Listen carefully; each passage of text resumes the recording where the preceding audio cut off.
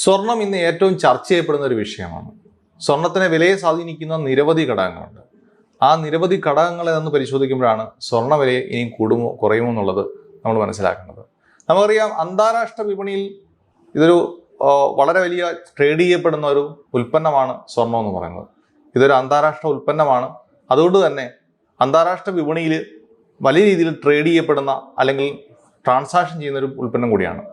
അപ്പോൾ പല ഫാക്ടറുകൾ ഏതൊക്കെയാണ്, എന്തൊക്കെ ഘടകങ്ങളാണ് ഇതിനെ ബാധിക്കുന്നത്, അതനുസരിച്ചിരിക്കും സ്വർണ്ണവില കൂടാനും കുറയാനുമുള്ള കാരണം. ഒന്നാമതായിട്ട് നമ്മൾ മനസ്സിലാക്കേണ്ടത് 1979 നമ്മളൊരു അടിസ്ഥാന വർഷമായിട്ട് പരിഗണിച്ചാൽ നമ്മൾ സ്വർണത്തിൻ്റെ അന്നത്തെ വില ഇന്ത്യൻ വിലയിൽ 1 ഗ്രാമിന് 94 രൂപയാണ്. ഇന്നത്തെ വില 12,000 രൂപയാണ്. ഏകദേശം 130 ഇരട്ടിയാണ് ഇന്ത്യൻ വിലയിൽ വർധനമുണ്ടായിട്ടുള്ളത്.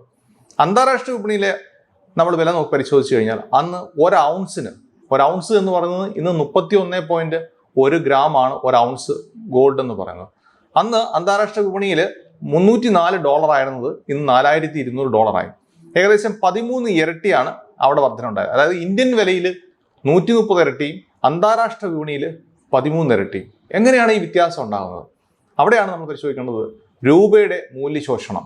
രൂപയുടെ മൂല്യശോഷണം അന്ന് 9 രൂപ ഉണ്ടായിരുന്ന ഡോളറിന് അഗൻസ്റ്റ് ആയിട്ട് ഇന്ത്യൻ റുപ്പി 9 രൂപയായിരുന്നത് ഇന്ന് 87 രൂപയാണ്.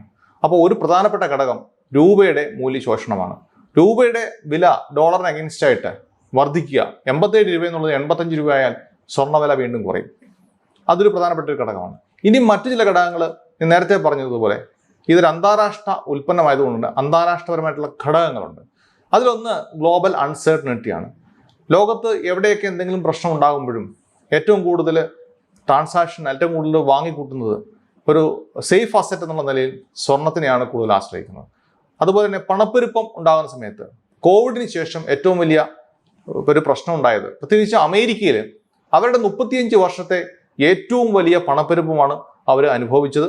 അവർ ഇനിയും അതിൽ നിന്ന് മുക്തമാകാനുണ്ട്. അപ്പോൾ ആ സാഹചര്യത്തിൽ പണപ്പെരുപ്പത്തിന് എഗൻസ്റ്റ് ആയിട്ടുള്ള അല്ലെങ്കിൽ ഇൻഫ്ലേഷൻ എഗൻസ്റ്റ് ആയിട്ടുള്ള ഒരു ഹെഡ്ജിങ് ടൂളായിട്ട് ഗോൾഡ് മാറിയിട്ടുണ്ട്. ഗോൾഡിന്റെ വില പലപ്പോഴും US എക്കോണമിയുമായിട്ട് ബന്ധപ്പെട്ടിരിക്കുന്നു, US ജോബ് ഡേറ്റയുമായി ബന്ധപ്പെട്ടിരിക്കുന്നു. അപ്പോൾ നോക്കുമ്പോൾ US എക്കോണമി അത്രയും നല്ലൊരു അന്തരീക്ഷത്തിലല്ല, നല്ലൊരു കണ്ടീഷനല്ല US എക്കോണമി ഇപ്പോൾ പോകുന്നത്. അതുകൊണ്ട് തന്നെ ഗോൾഡ് പ്രൈസ് അന്താരാഷ്ട്ര വിപണിയിൽ വർദ്ധിക്കാനുള്ള ഒരു കാരണമാണ്. രണ്ടാമതൊരു കാരണം എന്ന് പറയുന്നത് ലോകരാജ്യങ്ങളിൽ നമുക്കറിയാം ഗോൾഡ് റിസർവ് റേഷ്യോ. അമേരിക്കയുടെ കയ്യിൽ 8,000 ടൺ ഗോൾഡ് ഉണ്ട്. ഇന്ത്യയുടെ കയ്യിൽ ഏകദേശം 800 ടണ്ണോളം ഗോൾഡ് ഉണ്ട്. അതേസമയത്ത് ചൈന കഴിഞ്ഞ 2012 മുതൽ കാര്യമായിട്ട് ഗോൾഡ് റിസർവ് റേഷ്യോ കൂട്ടിയിട്ടുണ്ട്. അഥവാ ഗോൾഡിനെ ഒരു ഓൾട്ടർനേറ്റീവ് കറൻസി ആയിട്ട് ലോകം മുഴുവൻ കഴിഞ്ഞ ഒരു 10-12 വർഷമായി അംഗീകരിച്ചു കൊണ്ടിരിക്കുന്നു. അതായത് ഒരു ഓൾട്ടർനേറ്റീവ് കറൻസി പോലെ ഗോൾഡ് ഡെവലപ്പ് ആയിക്കൊണ്ടിരിക്കുന്നു. അതുകൊണ്ട് തന്നെ ഗോൾഡ് റിസർവ് റേഷ്യോ പല രാജ്യങ്ങളും വർദ്ധിപ്പിച്ചിട്ടുണ്ട്.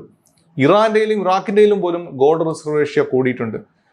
പോളണ്ട് പോലുള്ള രാജ്യങ്ങൾ ഗോൾഡ് റിസർവ് റേഷ്യോ കൂട്ടിയിട്ടുണ്ട്. അപ്പോൾ ഗോൾഡ് റിസർവ് രാജ്യങ്ങൾ സ്വർണം വാങ്ങിക്കൂട്ടുന്നത് മറ്റൊരു ഘടകമാണ്. അപ്പോൾ അന്താരാഷ്ട്ര വിപണിയിലെ വില വർധനവിന് പല കാരണങ്ങളുണ്ട്. ഏറ്റവും അധികം സ്വർണ്ണ വില വർധന ഉണ്ടായിട്ടുള്ള 2023 മുതൽ ഇതുവരെയുള്ള കാലഘട്ടം $2,000 നിന്നും $4,000 ഇരട്ടിയായിട്ട് അന്താരാഷ്ട്ര വിപണിയിൽ വർദ്ധിക്കുകയുണ്ടായി. ഇത്തരത്തിലൊരു മുന്നേറ്റം ഈ അടുത്ത കാലത്ത് ഏറ്റവും വലിയൊരു മുന്നേറ്റമാണ് അന്താരാഷ്ട്ര വിപണിയെ സംബന്ധിച്ച്. ഇന്ത്യൻ വിപണിയിൽ റുപ്പി മൂല്യശോഷണം അത്രയധികം വർദ്ധിച്ചിട്ടില്ല.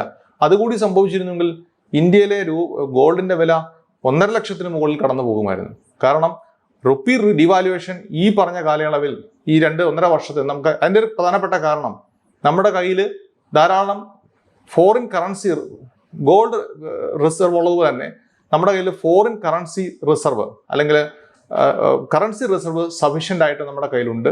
ഏകദേശം $750 ബില്യൺ കറൻസി റിസർവ് നമ്മുടെ കയ്യിലുണ്ട്.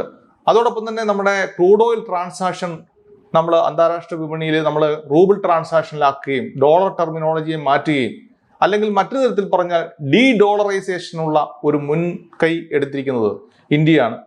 ബ്രിക്സ് രാജ്യങ്ങൾ പോലും ഇന്ന് പ്രാദേശിക കറൻസിയിൽ ട്രേഡ് ചെയ്യാൻ തുടങ്ങി. ആ ഒരു കാരണം കൊണ്ട് ഇന്ത്യൻ കറൻസി കാര്യമായിട്ട് മൂല്യശോഷണം വന്നിട്ടില്ല. അങ്ങനെ വന്നിരുന്നെങ്കിൽ ഇന്ത്യൻ വിപണിയിൽ ഗോൾഡിന്റെ വില എന്ന് പറയുന്നത് അന്താരാഷ്ട്ര വിപണിക്ക് അനുസൃതമായിട്ട് മാറുകയും കൂടുതൽ അത് 1.5 ലക്ഷത്തിൽ പോയി എത്തുകയും ചെയ്യുമായിരുന്നു. ഇതാണ് ഇനി വരുന്നൊരു കാലഘട്ടത്തിൽ നമുക്ക് കാണാൻ സാധിക്കുന്നത്. മറ്റു ചില പ്രധാനപ്പെട്ട ഒരു കാര്യം എന്ന് പറയുന്നത് അത് നമ്മുടെ ഡൊമസ്റ്റിക് ആയിട്ടുള്ളൊരു ഫാക്ടറാണ്. അത് സീസണൽ ട്രെൻഡാണ്. കഴിഞ്ഞ 25 വർഷത്തെ ഡേറ്റ നമ്മൾ പരിശോധിച്ച് കഴിഞ്ഞാൽ നമുക്ക് കാണാൻ സാധിക്കുന്നത് 21 വർഷം സീസണലായിട്ടുള്ള ഗോൾഡിൽ ഒരു മൂവ്മെന്റ്, ഒരു മുന്നേറ്റം കാണാറുണ്ട്. ജൂണും ജൂലൈയും കഴിയുമ്പോഴത്തേക്ക് ഓഗസ്റ്റ് മുതൽ ഡിസംബർ വരെ എല്ലാ വർഷങ്ങളിലും സാധാരണയായിട്ട് ഒരു വലിയ മുന്നേറ്റമുണ്ട്. ഇന്ത്യയുടെയും ചൈനയുടെയും കൺസംഷൻ ഏറ്റവും അധികം വർദ്ധിക്കുന്ന ഒരു കാലഘട്ടമാണ്. നമുക്കറിയാം ഗോൾഡ് ഒരു ഇന്റർനാഷണൽ പ്ലാറ്റ്ഫോമിൽ ട്രേഡ് ചെയ്യപ്പെടുന്ന ഒരു കമ്മോഡിറ്റി കൂടിയാണ്. അപ്പൊ ട്രേഡിംഗ് പ്ലാറ്റ്ഫോമിൽ ലോജിക്ക് മാത്രമല്ല ചില ട്രിഗറിങ് ഫാക്ടർ ഉണ്ട്. ആ ട്രിഗറിങ് ഫാക്ടറിൽ ഒന്നെന്ന് പറയുന്നത് ചെറിയ തോതിലാണെങ്കിൽ പോലുമുള്ള പർച്ചേസ് നടക്കുകയാണെങ്കിൽ അല്ലെങ്കിൽ ഒരു ഡിമാൻഡ് വരികയാണെങ്കിൽ അതും ആ ട്രേഡിംഗ് ഫാക്ടറിനെ ബാധിക്കും. ഇതും ഗോൾഡിന്റെ വിലയെ കൂടാനുള്ള കാരണമായിട്ടുണ്ട്.